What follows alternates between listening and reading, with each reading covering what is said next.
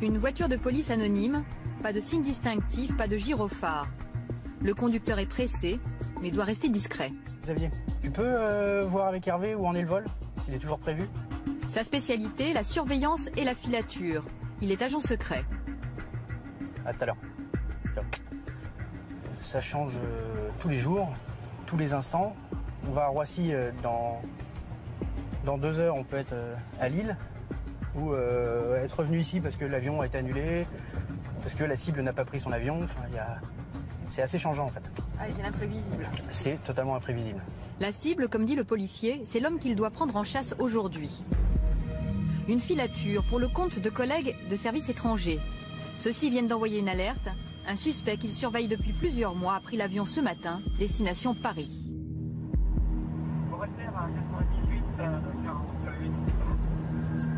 Pour tout connaître de ses déplacements, ils ont demandé le soutien des services français. Nous, sur ce type de dossier, on a quand même peu de connaissances du dossier. Là, pour l'instant, on n'a qu'une tenue vestimentaire très approximative.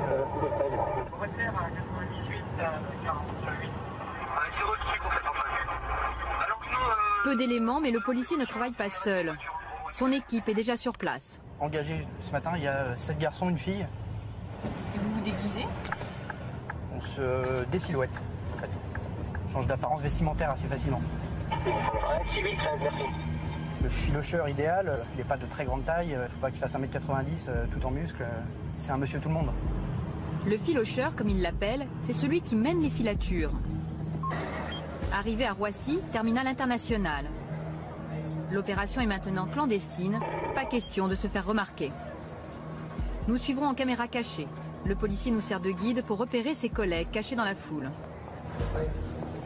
Vous avez à droite le gars qui fait le mot croisé sur son journal. Cet homme, c'est un agent secret. Les 2 autres n'ont rien à voir, mais par contre au milieu, oui, c'est chez lui. Celui qui dort ou fait semblant. Lui, un policier, passager parmi les autres.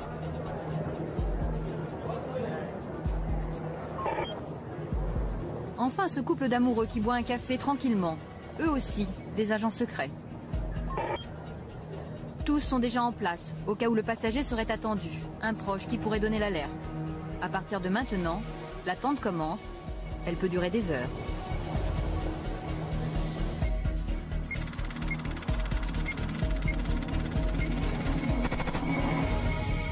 Bienvenue dans un monde très discret.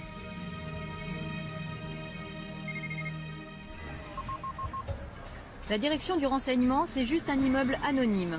Seul indice, les plantons à l'entrée. Et pourtant, la sécurité se veut maximum. Il y a un peu plus d'1 an, le bâtiment a échappé à un attentat à la voiture piégée. Déjoué in extremis. Le ministère de l'Intérieur nous a entrouvert la porte de son service de renseignement. Une première, mais sous contrôle. La plupart des visages resteront masqués. Quant à la parole, les informations, elles seront délivrées au compte-gouttes.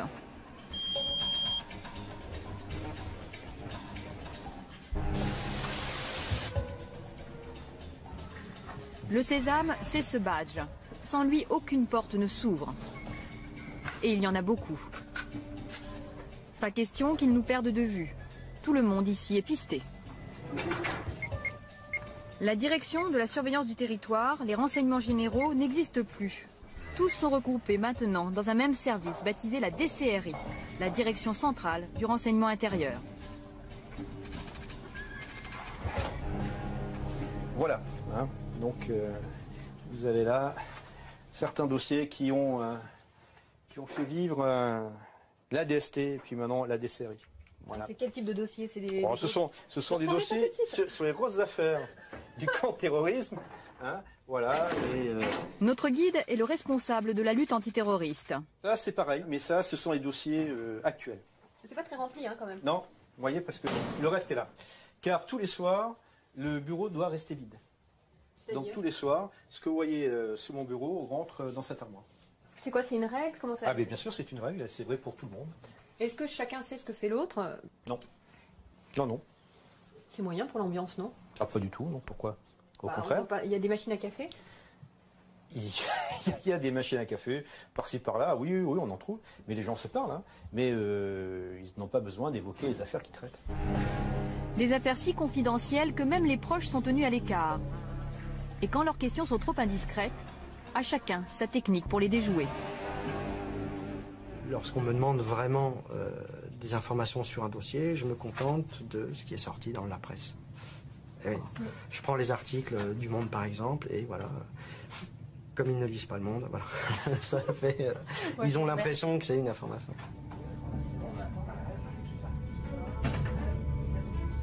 À 2 pas du bureau du grand patron, nous sommes au cœur du système. Les ordres partent d'ici. Même les écrans des ordinateurs sont classés secret défense. Interdiction de les filmer. Ils sont des contacts directs avec les autres services de renseignement français, étrangers, mais aussi avec l'Élysée et Matignon. C'est là où arrive tout le courrier, tous les messages, que ce soit des informations, que ce soit des demandes d'informations. Tout arrive ici, tout est redistribué d'ici, avec des gens qui sont spécialement recrutés pour ça, parce qu'ils ont une bonne connaissance de la direction, ils ont une bonne connaissance du travail, ils savent percuter très rapidement, et surtout, ils savent à qui ils doivent envoyer les informations pour qu'elles soient analysées le plus rapidement possible et à qui ça va servir. Nous sommes autorisés à filmer dans ce service. Ces agents sont les plus sollicités. Tu as des nouvelles de Ici, les policiers s'occupent d'une branche islamiste la plus virulente contre la France. Tu peux essayer de les appeler pour voir ce que ça donne. Hein, tu me tiens au courant. Ouais, je te tiens au courant. Merci. Nous, notre mission, c'est de déjouer un attentat avant qu'il soit commis. Démanteler un groupe, neutraliser d'une manière ou d'une autre des individus qui seraient prêts à fomenter un attentat. Donc on ne peut strictement rien laisser au hasard. C'est impossible. Des menaces contre la France, il en reçoit une dizaine par jour. Dans sa main, l'une d'elles.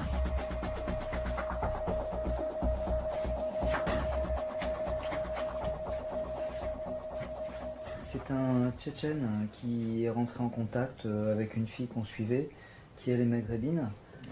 Bon, et ça soit Tchétchénie, c'est pas mal. Et il veut, qu'est-ce qu'il a dit? Qu'il voudrait également gagner Le chef de la division antiterroriste évalue le danger et les moyens à déployer.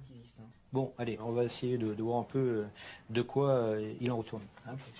On peut penser qu'en tout, il va y avoir une cinquantaine de personnes qui vont travailler dessus. Une cinquantaine de personnes parce qu'il y a l'aspect analyse, recherche, renseignement. Et puis, si on met une surveillance physique, là, tout de suite, les effectifs vont monter de façon conséquente. Il faut que, très vite, on localise cet individu, qui sont les contacts de ce jeune, que ce soit en France ou dans les pays qui mènent à cette terre de djihad. Tout connaître de ceux qu'ils appellent leurs cibles. Nous allons entrevoir de quelle façon.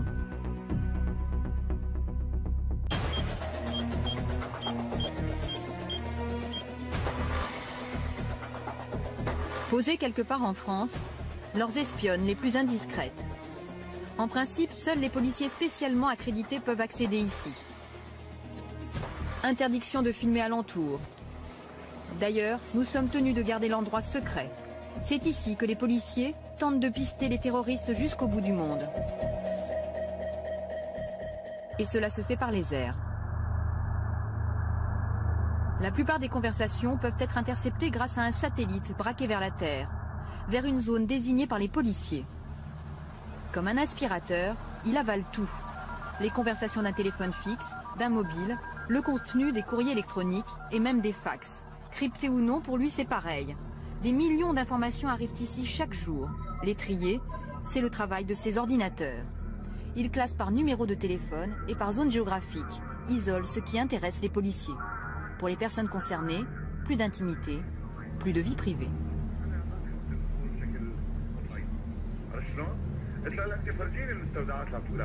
Ces agents ne s'occupent que des écoutes téléphoniques dans les pays du Maghreb et du Proche-Orient. Alors ici, on traite plusieurs centaines de milliers de communications par jour. Il y a effectivement une masse d'informations qui est énorme, mais nous ne sommes intéressés que par une partie infini-décimale, car nous avons une approche qui est très ciblée sur ce flux qui est effectivement très conséquent. Toutes les conversations sont traduites, disséquées, analysées, de la plus sensible à la plus anodine. Disputes de famille,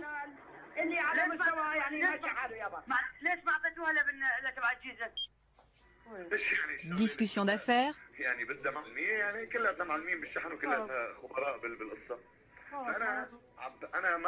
et parfois des propos plus intimes encore. perdu. À quoi servent ces conversations? Comment vont-ils les utiliser? Dans la pièce, c'est le silence. Nous n'en saurons pas plus. Apparemment, nous avons atteint la limite pour ces policiers et nous n'obtiendrons pas de réponse à nos questions.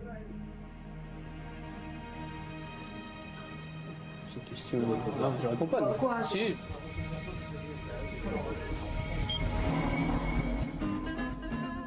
Récolter toutes ces informations, aussi intimes soient-elles, c'est stratégique, selon le service de renseignement.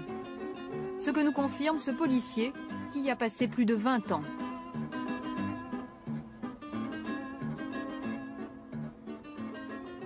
Lorsqu'une personne est, j'allais dire, fait l'objet d'une enquête, elle a plus de vie privée, parce que sa vie privée se confond avec sa vie de délinquant. Donc, si vous voulez, lorsqu'elle a donné des rendez-vous avec des complices, c'est plus sa vie privée.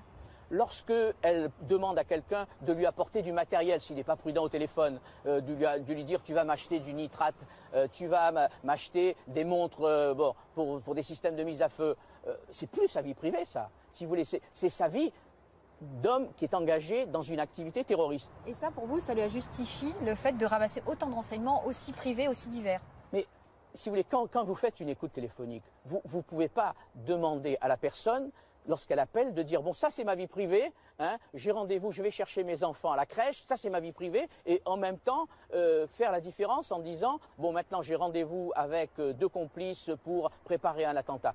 Tout se mélange, et donc il y a des parties qui ne présentent aucun intérêt. C'est pas pression? Mais quelle pression de dire qu'il a sa famille? Non, aucun. Une maîtresse? Une maîtresse, vous savez, les gens maintenant, on en rigole. On en rigole d'avoir une maîtresse. Et pourtant, ces informations privées sont utilisées. Beaucoup enrichissent le fichier antiterroriste. Il s'appelle Christina. À l'intérieur, près de 3 millions de noms. Des personnes soupçonnées d'atteinte à la sécurité de l'État en France et à l'étranger, mais aussi leurs proches et leurs relations. Christina est née il y a 1 an de la fusion de 2 bases de données, celle des renseignements généraux et de la DST. Comme ses prédécesseurs, ce fichier ne peut être contrôlé qu'après une procédure spéciale. C'est quelque chose qui est totalement légal, déclaré, ça voit le jour. Alors évidemment, tout ce qui est à l'intérieur, ce sont des informations classifiées, donc évidemment, c'est la raison pour laquelle il est destiné à l'usage exclusif de la DCRI. Au bout d'un moment, ce fichier devient une grande mémoire commune. Donc évidemment, on ne les intègre pas au regard ni de leur nationalité, ni de leur religion, ni de quoi que ce soit, mais par contre au regard des individus qui sont impliqués dans des activités terroristes ou qui sont susceptibles de l'être. Donc là, on va démarrer une enquête. La première chose qu'on va faire, c'est qu'on va regarder si cette personne est connue de nos fichiers, soit lui, soit des gens de son entourage. Nous avons obtenu une démonstration de ses capacités. L'analyste entre le nom d'un homme présenté comme un islamiste radical. La machine cherche parmi des millions de données. Elle fait ses recoupements et finalement trouve. Sa fiche apparaît, à l'intérieur des éléments très précis sur sa vie privée et professionnelle. Je sais où il habite, je connais son environnement familial, hein, qui a priori est stable. Alors, je peux voir par exemple s'il a des frères et sœurs. Son père a cherché du travail dans la sécurité. Je sais que par exemple il a assisté aux commémorations de la déportation du peuple tchétchène, donc le 23 février. Et de là on peut détecter certains profils potentiels pour le djihad, puisqu'on a généralement affaire à des jeunes désocialisés, qui n'ont plus de repères, qui sont à cheval entre 2 cultures, qui n'ont en général connu que la guerre. C'est pas un peu Big Brother tout ça? Non, on travaille sur des gens qui sont des extrémistes, qui sont potentiellement violents. Ce sont des surveillances. Il n'y a rien d'attentatoire. On n'est pas, il n'y a pas de coercition, il n'y a rien. On s'assure qu'il n'y a pas quelque chose de dangereux. Une surveillance invisible et sans conséquence selon les policiers. Mais une fois dans leur collimateur, ils ne vous lâchent plus. Arrivée de l'individu, tenue vestimentaire, veste kaki, pantalon noir, basket noir. Et en dessous, il a un pull noir. C'est reçu? Oui. Retour à Roissy. Reçu à 98 et... Les policiers sont prêts à filer leurs suspects. Des agents toujours incognito dans la foule. Ils se frôlent sans se regarder. Il est posé là.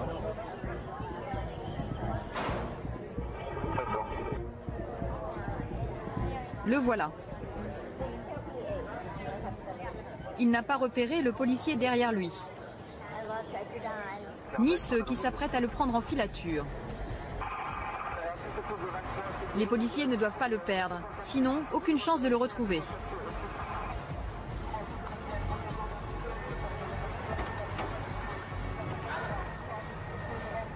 L'homme monte dans un taxi. 150 km/h au compteur, la routine. Slalom entre les voitures jusqu'à Paris.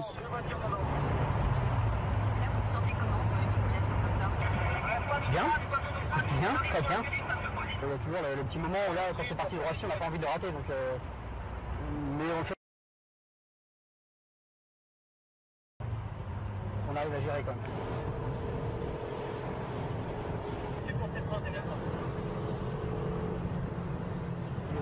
On passe sur le pont. Ouais, t'as rentré sur la Paris, t'as rentré sur la Paris.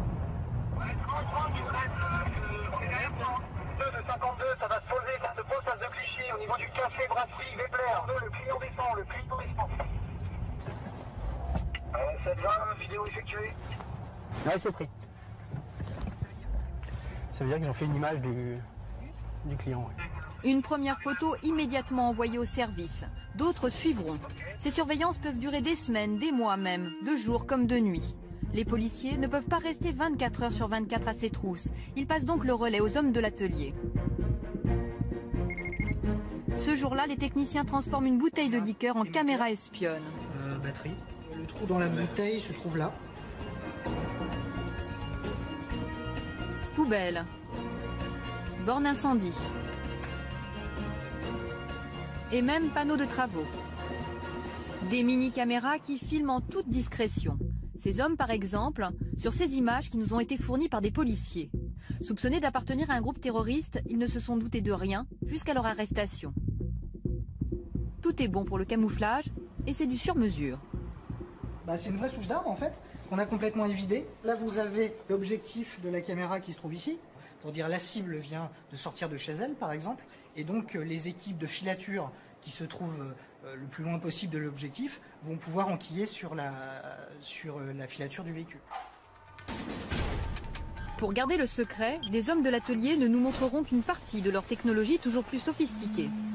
D'ailleurs, peut-on un jour imaginer qu'elle remplace le policier? Le mythe, le rêve du tout technique avec des machines, des super ordinateurs qui permettraient d'arriver à des résultats fantastiques au cœur d'un réseau terroriste, puisque c'est la matière qui nous occupe. Là. Non, ça fait partie de la science-fiction et ça n'existe pas. En fait, ici, le nerf de la guerre, c'est le renseignement humain. Il y a 2 ans, nous avions pu filmer un policier avec son informateur. Celui-ci a une mission, infiltrer les réseaux islamistes.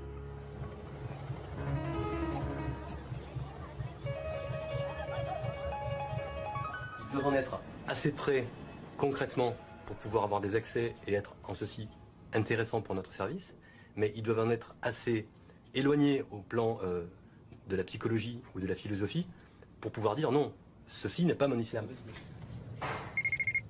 Cet homme est un officier traitant. Il recrute et gère ce que l'on nomme communément des indiques. Mais ici, on les appelle des sources. Alors, je vais intervertir des puces, tout bêtement. Chaque contact fait l'objet d'une procédure précise. Et pourquoi? Pour pouvoir ne pas avoir le même boîtier que j'ai déjà utilisé avec cette personne que j'appelle et me donner la possibilité d'avoir 2 boîtiers différents, dont un qui n'a jamais servi. Un simple téléphone peut devenir une arme pour l'adversaire. Alors le policier n'a pas un portable, mais des dizaines. Un par source, un par affaire. Yes, sir. C'est bon. Pas un peu paranoïaque, tout ça? C'est tout à fait, on assume parfaitement la paranoïa parce qu'ici, on protège des gens. Pas uniquement le côté, on a la protection, on protège la France, etc. Ici, on protège des gens, des vrais gens, qui sont dans un boulot dangereux, qui risquent parfois leur vie, et on essaye juste de ne pas les perdre.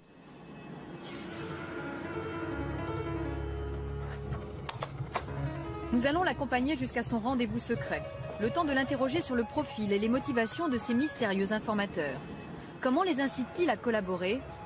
Quel pacte passe-t-il avec eux? Jamais on ne doit faire de pression sur la personne. Parce que la pression, la menace, ça peut fonctionner dans certains d'autres services où j'ai travaillé en matière de stupéfiants par exemple. En matière de contre-terrorisme, on ne cherche pas des balances. Ce sont des gens qui ont vraiment une idée, qui ont vraiment le sentiment de travailler avec nous, pas pour nous.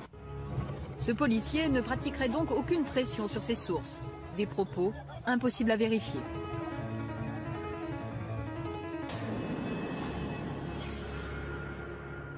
Alors qu'est-ce que vous attendez de vos agents? Qu'ils s'infiltrent réellement dans des réseaux.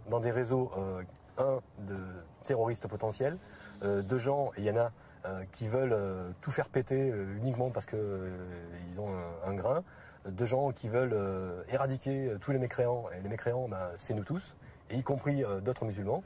Est-ce que vous avez dû exfiltrer des sources en urgence parce que tout à coup vous vous rendiez compte qu'elles étaient démasquées? Oui, c'est arrivé, et grâce à l'intervention d'un pays ami, on a pu faire sortir la source au moment le moins pire. Et qu'est-ce qu'elle risquait? De servir de bête sacrificielle. Ah, ils risquent vraiment leur peau. Oui, puisque l'avant-veille, elle avait assisté à un égorgement rituel d'un prêtre. Donc le lendemain, elle a pris ses clics et ses claques. Risquer sa vie ou mourir. Avant de se rendre à son rendez-vous secret, le policier nous donne une dernière clé. Toutes les affaires de contre-terrorisme qui ont été résolues en Europe ces dernières années, toutes ont été résolues grâce à des sources humaines.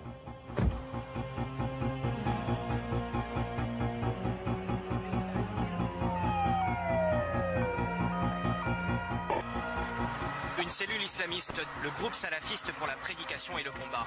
Pour avoir été identifié comme proche du GIA, le groupe islamique armé, Le bilan des 2 perquisitions évoque bien la piste d'un attentat. Depuis des années, la France traque les réseaux islamistes. Ces responsables sont soupçonnés d'avoir recruté des candidats français pour le djihad. Comme le révèle ce matin Libération, il aura fallu 7 ans d'enquête avant de clore le dossier. Depuis le dernier attentat de décembre 96 à Port-Royal, on a pu démanteler une quinzaine, un peu plus de 15 d'ailleurs, réseaux qui préparaient effectivement des attaques sur le sol national. En France aujourd'hui, 350 islamistes interpellés par la DCRI sont sous les verrous. Pour chacun, il y a eu une enquête et des auditions sous la responsabilité du parquet antiterroriste, puis une condamnation par un tribunal. Malgré ces garde-fous, peut-on affirmer que le système est fiable? Des innocents peuvent-ils être mis en cause? Si c'est arrivé, quelquefois, personne n'est infaillible. Et parfois, on peut effectivement se tromper sur un faux renseignement. Ça n'est jamais allé plus loin. On a très rapidement reconnu la chose et les gens ont été libérés aussitôt. Cela n'a pas toujours été le cas. Il y a 10 ans, c'était le procès Chalabi, ou l'histoire d'un dérapage. C'est une protestation solennelle et que nous avons voulu très forte et unanime de tous les avocats contre le procès de masse. Nous sommes en 99. Ces avocats représentent les prévenus du dossier Chalabi.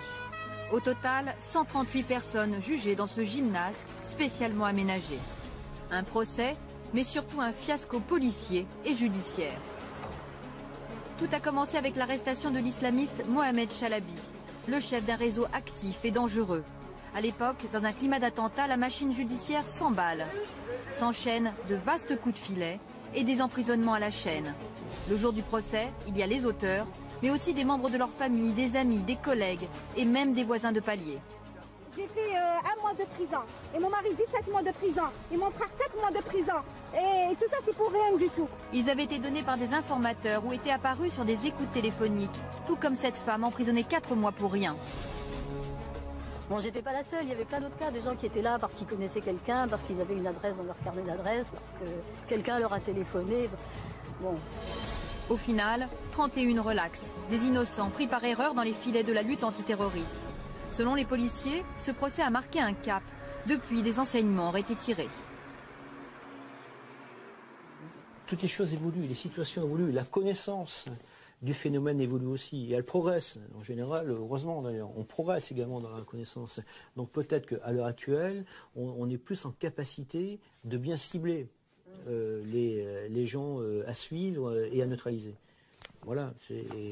Maintenant, j'espère effectivement qu'on n'aura pas de nouveau à arrêter 300 personnes par an. Bon, ça veut dire que vraiment, là, ça deviendrait extrêmement dangereux.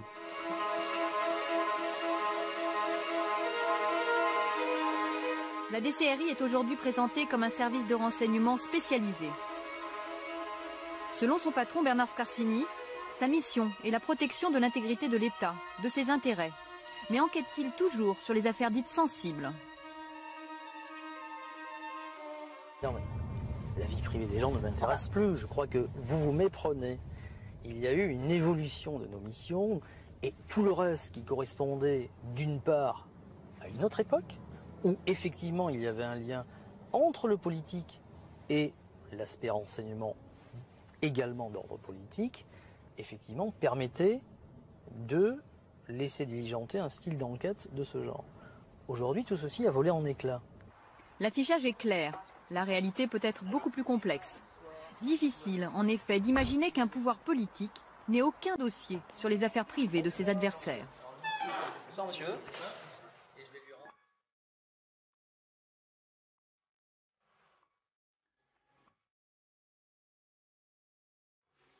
Comme chaque soir, le policier détruit une partie des informations de la journée.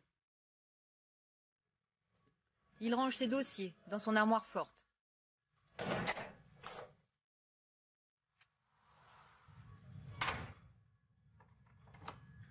Comme la plupart de ceux que nous avons suivis durant le tournage, c'était la première fois qu'une caméra entrait dans son quotidien discret. Pas un quotidien à la James Bond, mais plutôt un monde de fourmis laborieuses, où la moindre victoire, le moindre échec, sont de toutes les façons voués à rester dans l'ombre. Ce document a été tourné en 2010. Aujourd'hui, la DCRI s'appelle la DGSI. Alain Juillet, bonsoir. Bonsoir. Alors, vous avez été directeur du renseignement à la DGSE, les services de renseignement extérieur. Oui. Aujourd'hui, vous êtes président du club des directeurs de sécurité des entreprises. Oui. Alors, l'actualité vient de nous rappeler la difficulté des services de renseignement. Oui. Le suspect en cause dans cette tentative d'attentat était fiché, mais son arrestation relève du hasard. Alors, est-ce que l'on peut dire aujourd'hui que Sid Ahmed Glam est passé à travers les mailles du filet ? Non, on ne peut pas dire ça puisqu'il était identifié. Il était identifié, il avait été convoqué plusieurs fois, contrôlé plusieurs fois. Le problème que ce genre d'individu pose, c'est que quand ils ont un comportement, je dirais, normal pendant un certain temps, on ne va pas mobiliser sur lui des moyens importants puisqu'il a un comportement à peu près normal. Et il a été convoqué mais pas empêché de nuire. Oui, c'est ça, mais parce qu'à l'époque, il semblait assez calme. Ça semblait être un djihadiste calme, si vous voulez. Et en réalité, pas du tout. C'était probablement, c'est ce qu'on peut appeler plutôt un agent dormant, c'est-à-dire quelqu'un qui trompait son monde en se préparant à quelque chose. Est-ce que ça veut dire que les services de renseignement se sont trompés justement sur sa capacité de nuire ? Ils n'ont probablement pas identifié totalement le niveau de dangerosité qu'il avait. Mais vous savez, c'est pas facile. Quand vous êtes avec des gens qui sont issus du grand banditisme ou qui sont issus des banlieues, des leaders de banlieue, c'est assez facile parce qu'ils sont très démonstratifs dans leur comportement. Quand vous êtes sur des intellectuels, c'est pas du tout la même chose, c'est beaucoup plus compliqué. Nous, on l'a connu avec Action Directe, avec les Brigades Rouges, on l'a connu de chaque fois qu'il y avait des intellectuels au milieu. C'est beaucoup plus difficile à gérer parce que ces gens-là sont intelligents et sont capables de dissimuler beaucoup plus que d'autres. Alors Alain Juillet, une nouvelle loi sur le renseignement est en discussion en ce moment. Si elle est votée, elle permettra de pratiquer des écoutes plus intrusives qu'auparavant. Oui. Par exemple, poser des micros dans une voiture, dans un appartement, sans l'aval d'un juge. Alors est-ce que vous pensez que ces nouvelles mesures vont améliorer la lutte antiterroriste ? Ah, je crois qu'il n'y a aucun doute là-dessus, si vous voulez. Alors on peut parler bien sûr de cette loi en disant qu'elle est restrictive de certaines libertés, qu'il y a peut-être certaines parties qui ne sont pas tout à fait bien écrites, mais sur le fond, il faut dire la vérité, c'est une nécessité absolue.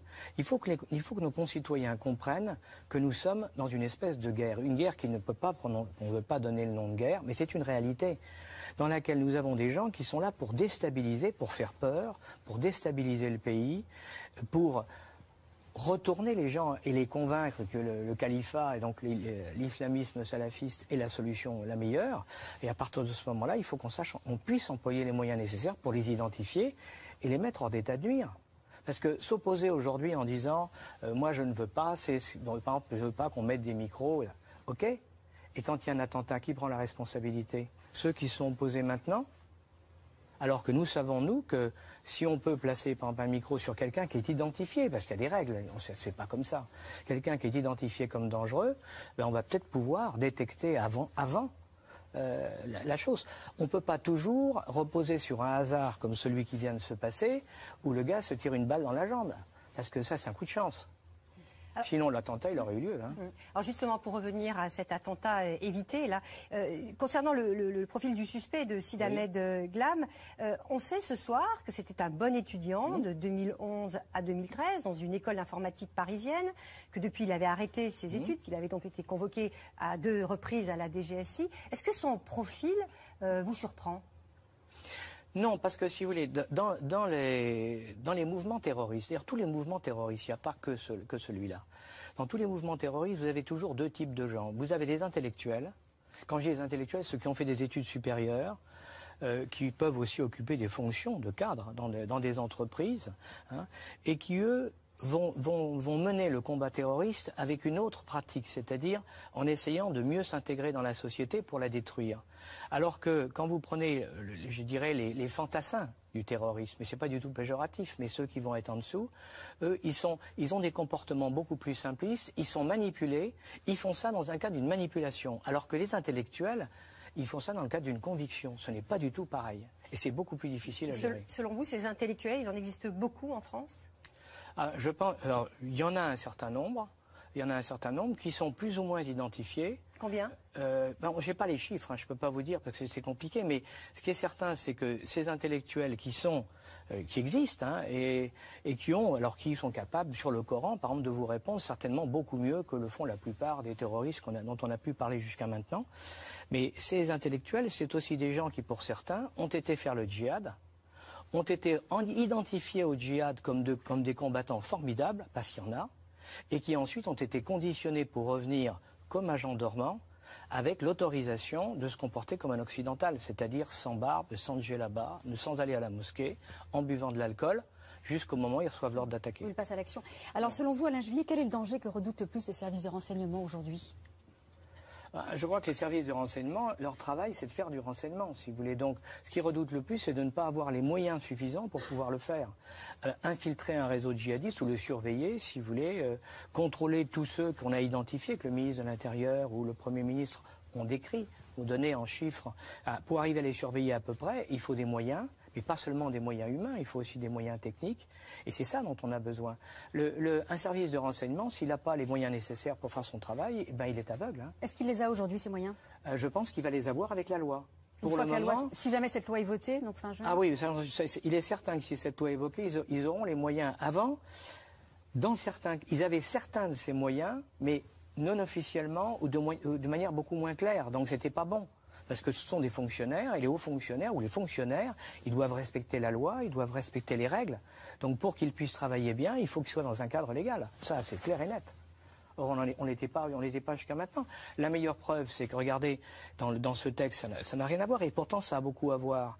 On commence à dire dans ce texte, par exemple, qu'en aucun cas on doit donner les noms des agents de renseignement.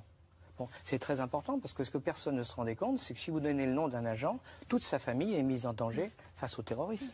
Merci beaucoup. Merci Alain Juillet. Merci Alain Juillet pour ces explications. Et merci à vous tous de nous avoir accompagnés tout au long de cette émission spéciale. Vous pouvez nous retrouver sur france2.fr pour nous faire partager vos commentaires et vos réflexions. Rendez-vous jeudi prochain pour un nouveau numéro d'Envoyé spécial. Et dès samedi, ne ratez pas un rendez-vous exceptionnel à 14h dans Mon Envoyé